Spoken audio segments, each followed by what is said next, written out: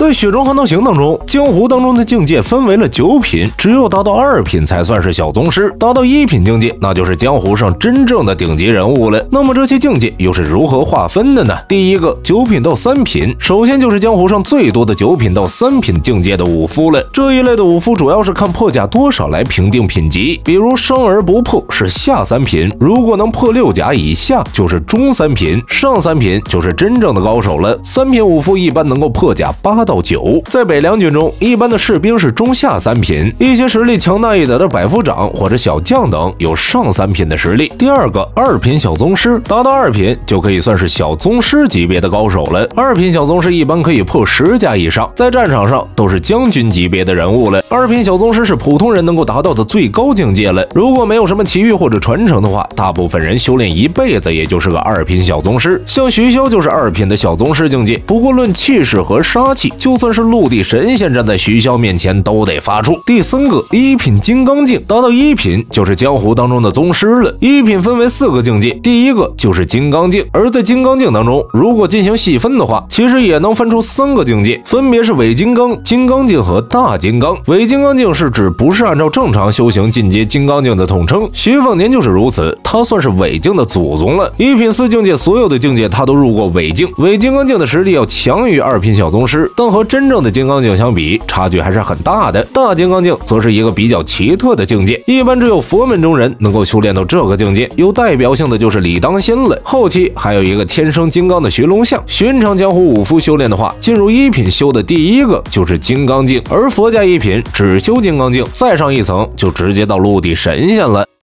在《雪中悍刀行》当中，江湖当中的武夫分为1到9品，那么这个9品又是怎么划分的呢？第4个1品指玄镜，指玄镜和金刚镜一样，也分为了3境，分别是伪指玄、指玄镜和大指玄。进入伪指玄这个境界的人非常少，因为指玄镜要么是进不了，要么就直接进了。要进入伪指玄，也只有特殊情况下才可以，比如说境界被打破，徐凤年就是这么进入伪指玄的。作为1品当中的第2个境界，金刚注重于肉身，而指玄则注重于招式，将内力化为招数来对敌。道教中人入1品就直接是指玄镜，大指玄镜则是将内力和技巧用到出神入化的地步，类似于寒江寺一样，能够越级杀天象镜，隔断天象和天地之间的联系。第5个1品天象镜，天象镜和前2个境界一样，细分的话也是3个境界，伪天象、天象和大天象境界。作为1品镜中的第3个境界，寻常的武夫进入天象镜后，就能够排在武平当中前10的位置了，甚至遇上江湖不景气的时候，天象镜能够排进武平前3。儒家进入1品的就是天象镜，儒家不修内功也不修肉身，只读圣贤之书，修炼浩然之气。天象镜就是靠浩然之气沟通天地来对敌，在陆地神仙之下，最多的就是天象镜了。一般能够进入1品境界的人，慢慢熬总能熬到天象，但是想要从天象进入陆地神仙，那就是难如登天了。一个时代只能有那么几个陆地神仙，因此众多的高手一辈子都卡在天象镜。天象镜算是江湖最高的战力了，陆地神仙受到气运还有各种限制，出手的机会不多，而伪天象镜全输，就只有徐凤年一个人进入过。